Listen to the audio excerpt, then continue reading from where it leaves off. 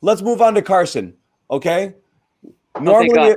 we have a Carsen moratorium on this show, which is 30 minutes. Wow. He made 30 minutes was the most impressive stat on that. Right? 30 minutes. So That's crazy. we refuse to talk about Carsen Edwards on this show when he comes in during Geno time because that's garbage. It's a friggin' Vegas league. He just comes out and he shoots every time down the court. 7 to 12 tonight was real, and it was with confidence, and he was taking it. And 3 threes. All right, let's talk to the guy who thought he could have been the key adjustment in the playoffs, Joe Sway. Joe Sway, Carsen Cam. Maybe Joe Sway was right. Carsen Cam, go.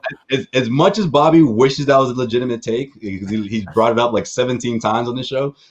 That was I'm giving you credit. I mean, screw that.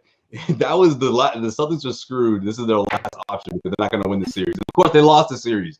And listen, Carsen Edwards never lacked confidence. It's just about pure skill. Is this guy talented enough to lock down an actual rotational position? I'm not quite sure. I don't know if I'm sold on this. To John's point, people want to combine his 3-point averages to garbage time appearances. It doesn't quite work like that. The pressure isn't quite the same compared to what we saw tonight. Now tonight, completely different story. Those are meaningful minutes. Those were the times where the Celtics needed him to make those threes, like Bobby mentioned. If he doesn't make those 3 threes in 4 minutes or whatever it was, the Celtics would have had a harder time getting out of that deficit. But I don't know if I'm ready to say this guy is it yet. I want to see some more consistency in those kind of minutes, though. I don't want to see him knocking down 3-pointers in garbage time. No, you need to. And certainly there's a defensive concern with him. Kawhi kind of hunted him out in crunch time. So that became a problem with him. But when you think of shot making off the bench, there's no doubt he can make shots. And he's a ball handler as well. Strong rebounder for his height. There's things there that you like. And there's a reason they paid him as much as they did as a second-round pick. He's pretty well paid for what he actually is. So they have hope.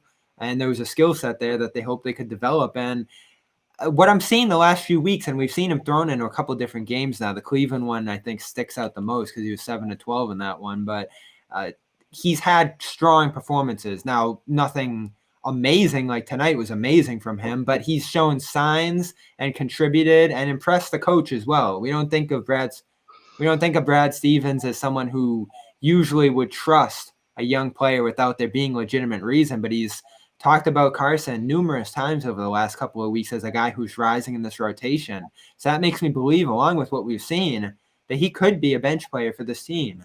And it pairs hand in hand with what we've talked about with Teague. Teague isn't a threat. You know what else? I realized takes Teague's minutes. Nobody, right? Yeah, but you know what else I realized though?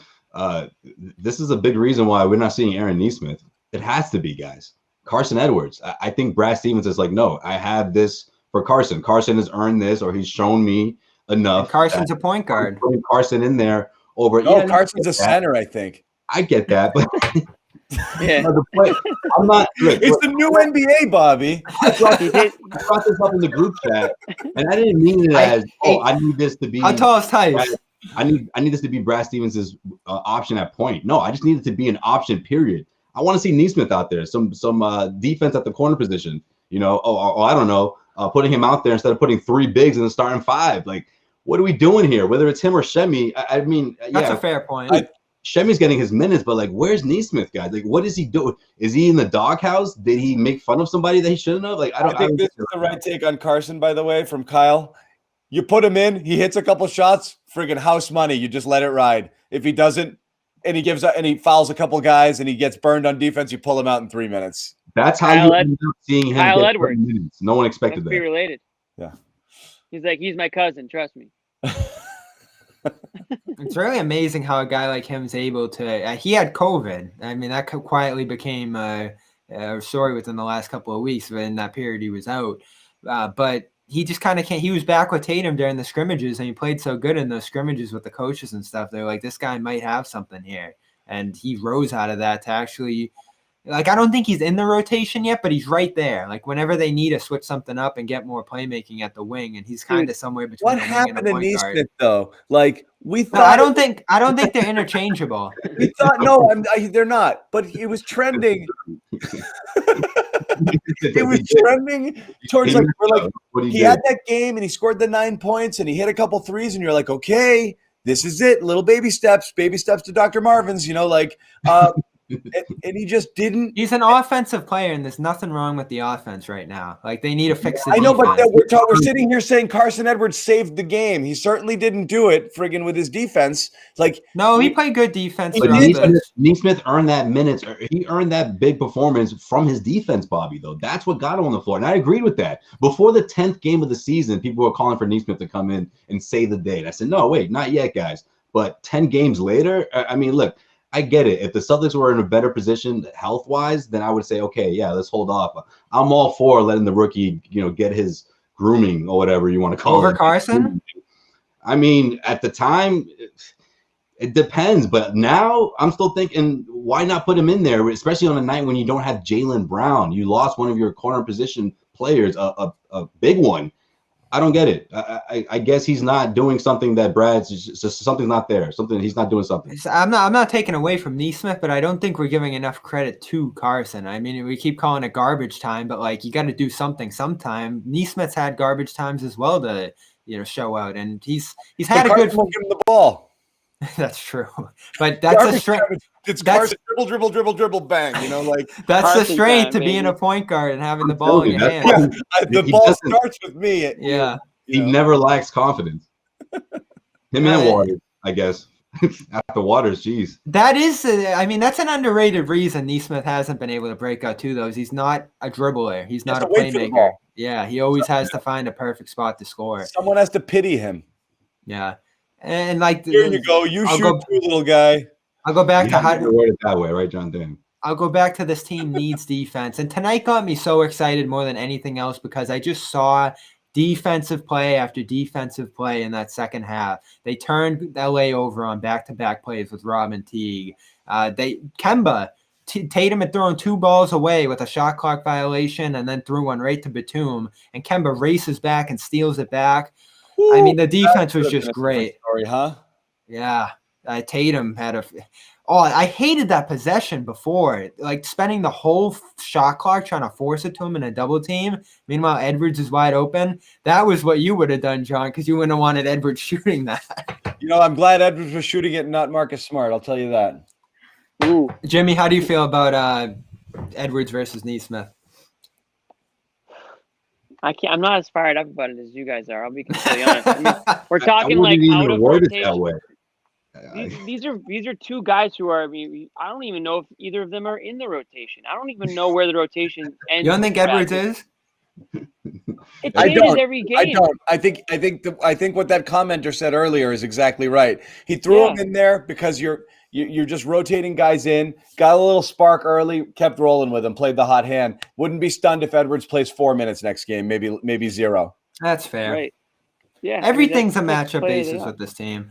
Now I'm surprised. Every night, and that's why we can't get too high and too low on the Grant was good tonight, and then he didn't play the next night, and Semi was good tonight. It really is, I think, and that's why we were Bobby, you and I were defending Brad last time when he's getting killed in the comments. Like, I actually think he's making the most out of this because you don't love a lot of the combos that you're going to put out there. You're stuck. How many times are you stuck out there with Teague and Tice and whatever, and you're like, I don't know, we'll see how this goes, and they survive it. Like they're able to get by. I think Brad's doing a good job with it right now. He's finding the right mixes. It's just there's a lot of guys you don't love coming off the bench there. What was the game where we went crazy because 13 guys were playing, and that was kind of the start 13 of guys this. in the first 12 of the first 8 minutes. Yeah, and that wasn't that long ago. That was like a week ago.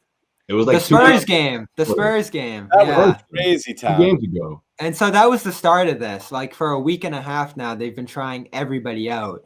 And one of them was Grant Williams. Remember that?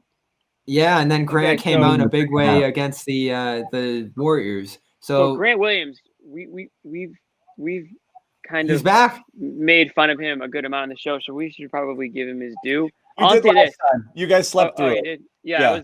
I was fast asleep, but so then I'll make was up tweeting you were sleeping. I'll make up for it by saying this: the grind never stops. Grant Williams hit a 3-pointer against the Kings that I had to watch it on replay like 17 times. He's 50% from 3. Grant Williams. He made an actual NBA move. It's did a step back and hit a 3-pointer, and I was absolutely stunned. I had to put my phone down and take a few deep breaths because I couldn't believe that. And so and he's hitting more threes now. So we always say what does Grant Williams actually do good. The We've always said three-pointer. nothing. You do here. Yeah, I'm starting to think that maybe he's not a guy that I cringe at least when he takes a 3-pointer. So Oh, come on, Jimmy. no, he's not. He's not.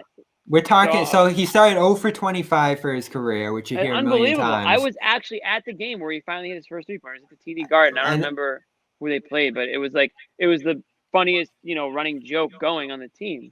I want to say since that 3, like all the way back to that very first 3, playoffs and everything in between, he's like 42% from 3. Yeah. So I mean that's really good. It is. Absolutely. I mean, he gets the ball. You want him taking the shot. So I think what do we say? say? I think it's most important that he's taking it. I mean, there was a lot of times I felt like where he was more hesitant, especially the first couple of weeks of the season. But then you fast forward and you saw it, whereas it was like, okay, whenever he gets time on the floor, can he get open? And now he's getting open and he's not even thinking twice. And I think that's a huge step for him, especially when, after the slow start where it just felt like he was, it didn't feel like it. He was for a little bit out of that rotation completely. Yeah. No, There's another huge adjustment too by Brad is playing zone now every game to get he Grant. loves it. Last year was their doom. Now Brad's like, I'm going to get me some of that zone. It's such a weird zone. Grant's a good zone defender, and I think he's been awesome in those sets. So you can put Grant out there at the 4 where he hasn't been the best defender, and he can defend a position instead of a guy, which he seems better at. And then whoever's down the middle, whether Rob or Tristan or someone else, they're getting more benefits out of that as well too. So like the Fire Brad crew, there's just a lot of good stuff Brad's doing this last week. Brad, trade Kemba, release Teague. Well, release Teague was still on point. I mean, what's with the anger? We're 20 games into the season. There are a couple of games over 500. I have no anger over wins and losses. No, Zero. I'm not talking about you. I'm talking about a lot of our viewers. Don't worry about the commenters, Bobby. Talk about stuff that's happening, not what a few outliers are saying. All right, I'm not looking at the comments anymore. But Wednesday drove me up a wall. No smart. You're going to drive yourself crazy. It's like spending all day on Twitter. At the end of the day, we said this. Like this team's going to be pretty good. You know what this team is. They're good enough to win just with Jalen and Jason and a pile of crap around them. Or if the supporting cast is even decent, this team can go far. So you're just trying to figure it out along the way. I don't think anything matters until we said this again last game.